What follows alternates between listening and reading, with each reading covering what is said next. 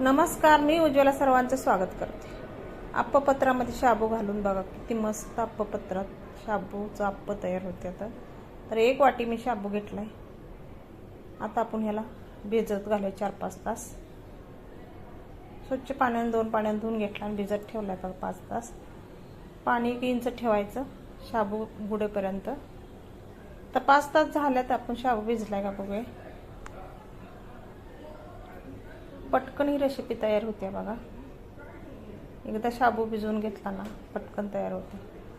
2 बटाटे मी उकडून घेतले, त्याची साल काढून घ्यावे। बटाटा किसून घालायचे, छान चव येते आपल्याला।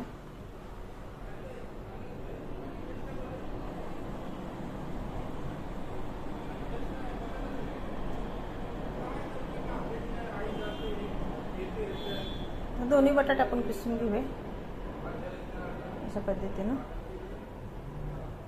खूप पातून पोकळ अशा पोहते। तर 1 चमचा दाण्याचं कूट घाले, लाल तिखट घाले, चवीपुरतं मीठ घाले, कोथिंबीर घाले, मिक्स करून घेऊ।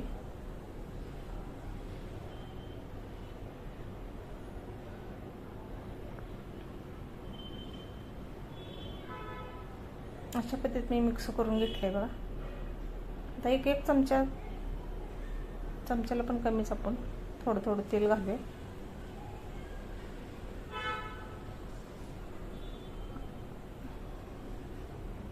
आणि 1 चमचा आपण शाबू सोडूया अप्पपत्रामध्ये।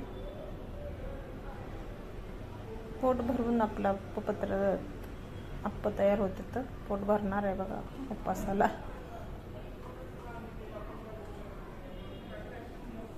झाकण ठेवायचं आणि वाफवून घ्यायचं। तर आता खालची बाजू वरती करूया अशा पद्धतीनं। सर्व पलटी करून घेऊया आपण। खूप मस्त झाले तर बघा, छान झाले। तर चवीला तर अप्रतिम लागते ही आपण चटणी। अशा पद्धतीने सगळं पलटी करून घेतले आपण। परत झाकण ठेवूया 1 मिनिटभर। दोन्ही साईडनं आपलं चांगलं भाजलेत बघा।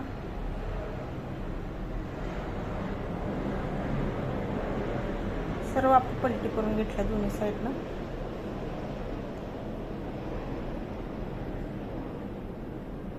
तर अशा पद्धतीने आपलं अप्प तयार होते। आता उपासाला कोणत्या पण उपासाला तुम्ही खाऊ शकता।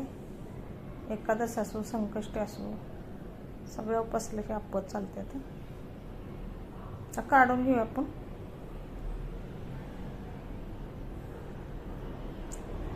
त्याच पद्धतीने आपण सर्व अप्प बनवून घेणार आहे। इकडं वल्ल नारळाचं मी खोबरे घेतले, मिरची घेतले 2, कोथिंबीर घेतले, साखर घातली 1 अर्धा चमचा, मीठ घातलं चवीपुरतं, लिंबाचा रस घाले, पाणी घालू आपण थोडं आणि चटणी बनवून घ्यायची। अप्प आपलं तयार झालं। तर वाटीमध्ये चटणी काढून घेऊ। अप्प आणि नारळाची चटणी खूप टेस्टी लागते, एकदा नक्कीच करून बघा उपासाला अशा पद्धतीने। चवीला अप्रतिम होते। तर रेसिपी आवडली लाईक करा, सबस्क्राईब करा। असंच नवीन नवीन रेसिपीमध्ये भेटू आपण। रेसिपी आवडली धन्यवाद, बाय बाय।